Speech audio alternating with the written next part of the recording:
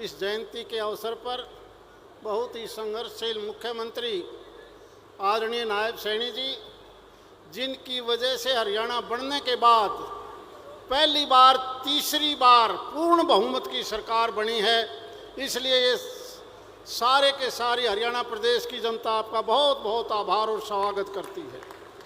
Stage पर विराजमान हमारे चारों कैबिनेट मिनिस्टर, सांसदगण, विधायकगण, सम्मानित मंच और साथियों, माताओं, बहनों और बच्चों, देखिए, हम राष्ट्रपिता किसको बोलते हैं? महात्मा गांधी को। लेकिन प्रजा का पति किसको बोलते हैं? महाराजा दक्ष को, क्योंकि वो दुनिया की प्रजा के पति थे। उन्होंने एक ऐसा उदाहरण पेश किया है समाज के लिए, आज के इंजीनियर भी फेल हो गए। मकान बनाने से लेके गढ़ा बनाने तक सारी की सारी चीज़ें जो मिट्टी से बनती हैं, लकड़ी से बनती हैं, रहने के लिए बनती हैं, चीज़ सारी उम्र काम आती हैं। उसका अगर कोई सही कारीगर था तो वो केवल महाराजा दक्ष जी थे। आज का इंजीनियर भी दोबारा से महाराजा दक्ष की बतावड़ी बातों पर चल पड़ा। आज कितनी बड़ी बिल्डिंगें हों, स्टील की हों, कमरे कैसे हों, एयर कंडीशन हों, लेकिन दोबारा डॉक्टर कहने लगे कि जो महाराजा दक्ष ने कहा है उस प्रकार का मकान बनाना पड़ेगा अगर ठीक रहना है तो। वही छत, वही सूरज की धूप किधर से आएगी? मिट्टी की ईंटों के बगैर अगर चिनाई करोगे तो सीमेंट कंक्रीट का जंगल हो जाएगा, बीमार हो जाओगे।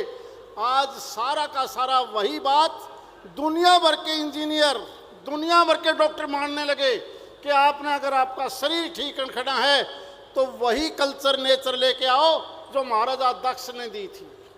आज भी हम जब पुरानी छत देखते हैं, बड़े बड़े इंजीनियर जब सर्वे करते हैं, जब लेवल लेते हैं, तो हमारा यही समाज का आम मिस्त्री और कारीगर सूत बांध के नज़र बता के कह देगा कि नहीं ऐसा नहीं, ऐसे करो।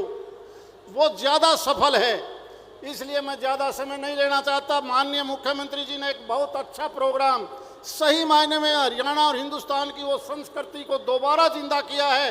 वरना बीच के समय हजारों साल तक हमारी ये व्यवस्था, सामाजिक सिस्टम बिगड़ चुका था और दोबारा से उन्हीं का समाज के लोगों को, चाहे वो कबीर जयंती के तौर पर हो, दक्ष जयंती के तौर पर हो, वाल्मीकि जयंती की तरफ से हो, महर्षि वाल्मीकि की बात हो, जितने भी हमारे पुराने जितने भी हमारे बहुत संत महात्मा थे, उन्हीं की वजह से ये संसार में हमने नया एक सिस्टम दिया है और उसी के हाथ से ही ये देश विकसित देश बन सकता है 2047 तक।